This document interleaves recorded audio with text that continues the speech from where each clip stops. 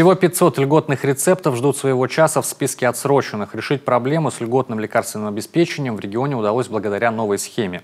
Теперь и закупкой, и поставкой препаратов занимаются государственные аптеки республики. Раньше все торги проводил региональный Минздрав. Процедуры порой затягивались, а перебои на фармрынке страны еще больше усложняли ситуацию. Виктория Палкина подробнее. Сахароснижающие, противосудорожные препараты для лечения эндокринных заболеваний, например, щитовидной железы. Раньше именно с этими лекарствами были самые большие перебои. Еще в начале года количество отсроченных рецептов приближалось к 20 тысячам. Из-за отсутствия предложений от поставщиков на фармацевтическом рынке Минздрав Коми проводил конкурсные процедуры по несколько раз. Вот и возникали те самые задержки с рецептами. И вообще сама схема была очень сложная. Тогда в ведомстве и заговорили о необходимости создания в регионе оператора по закупкам всех льготных препаратов. Кто с этим сталкивается, знает, что такое 44-й федеральный закон и контрактная система. Действительно, там нужно соблюсти целую процедуру, чтобы купить тот или иной препарат. А если у тебя 3000 позиций, то, соответственно, 3000 процедур условно. Да? Если процедура срывается, то приходится заново возобновлять необходимые мероприятия. Это время.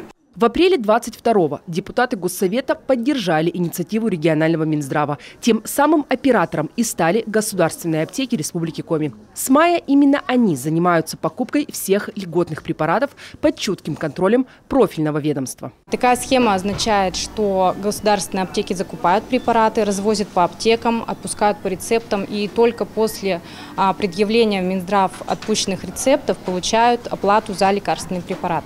График доставки препаратов до районных аптек скорректирован предприятием по поручению главы Республики Коми. На сегодняшний день машины по городу ездят ежедневно до районных аптек 2-3 раза в неделю. Сегодня улучшение с обеспечением льготными препаратами подтверждает и региональный Росздравнадзор. Раньше ведомство буквально заваливали жалобами. Сегодня жители Коми лишь точечно обращаются с этими проблемами.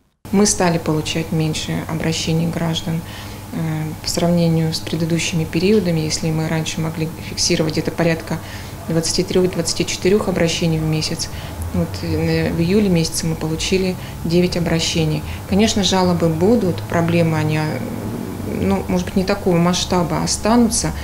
Их решают сейчас оперативно государственные аптеки совместно с Министерством здравоохранения. Поэтому мы очень надеемся, что в самое ближайшее время мы выйдем на достаточно уравновешенный уровень получения лекарственных препаратов нашими льготной категории граждан. Полную передачу полномочий по закупке льготных препаратов государственным аптекам Коми Минздрав Республики завершит до конца года. Сегодня многие российские субъекты работают именно по такой схеме. Виктория Палкина, Иван Богомолов, телеканал Юрган.